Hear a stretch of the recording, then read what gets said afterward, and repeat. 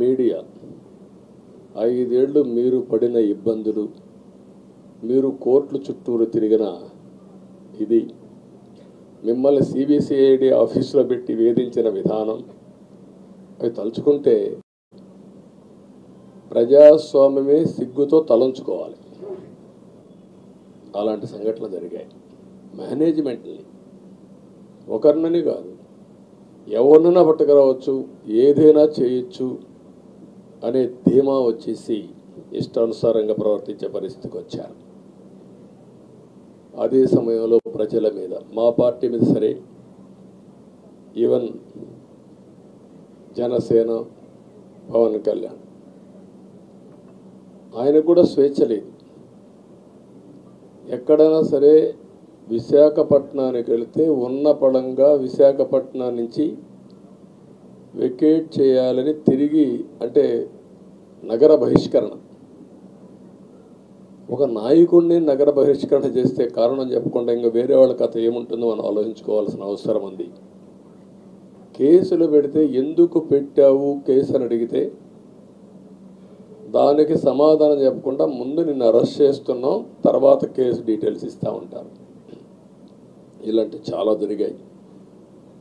ఇవన్నిటికీ పరిష్కారం కోసం ఈరోజు మనం చూసిన తర్వాత ఇది మాకేదో అధికారం అని మేము అనుకోవడం లేదు, ఒక బాధ్యత.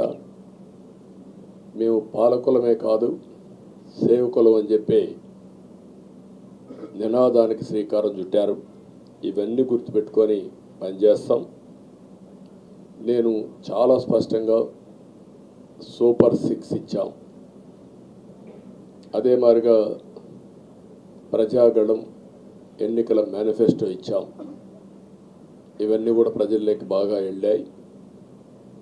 ఒక హోప్ క్రియేట్ అయింది. ఇవన్నిటి ఫలితాలే నిన్న వచ్చాయి. అదే మాదిరిగా మేము ఇక్కడ మీరు చూస్తే ఒక పక్క తెలుగుదేశం పార్టీ మొట్టమొదటిసారిగా పవన్ కళ్యాణ్ గారు ప్రభుత్వ వ్యతిరేక ఓటు చేరడానికి వీలు లేదు, ఈ రాష్ట్రంలో మళ్ళా ప్రజాస్వామ్యాన్ని కానీ ఈ రాష్ట్రాన్ని కాపాడుకోవాల్సిన బాధ్యత ఉందని చెప్పి ముందుకొచ్చి ఈ యొక్క కూటమికి బీజం వేశారు. వారిని మనస్ఫూర్తిగా అభినందిస్తున్నాం. ఆ తర్వాత బీజేపీ కూడా ఈ కూటమిలో భాగస్వాములయ్యి ముగ్గురం కూడా మీరు ఒక్కసారి ఆలోచిస్తే ఒకరు ఎక్కువ ఒకరు తక్కువ కాకుండా ముగ్గురం కలిసి పనిచేశాం, బేషిజాలు ఎక్కడా లేకుండా. మేము ఏదైతే చెప్పామో ప్రజలు గెలవాలి, రాష్ట్రం నిలబడాలి, దీనికోసం పై స్థాయి నుంచి ఢిల్లీ నుంచి వచ్చినటువంటి బీజేపీ నాయకులు కానీ, ప్రధానమంత్రి అమిత్ షా గారు కానీ, ఇక్కడుండే పవన్ కళ్యాణ్ కానీ, తెలుగుదేశం పార్టీ కేంద్ర నాయకత్వం నుంచి కింది వరకు అందరం కూడా ఒక ట్రూ స్పిరిట్తో పనిచేశాం. 175 అసెంబ్లీలు, 25 అసెంబ్లీలు, అన్ని పార్టీలకు సంబంధించిన సీట్లుగా ఎన్డీఏలో భాగస్వాములుగా ఒక బాధ్యతతో ముందుకు పోయాం. అందుకే ఈ అనూహ్యమైనటువంటి విజయాన్ని సాధించగలిగాం. ఇక్కడి నుంచి బాధ్యత ఉంటుంది.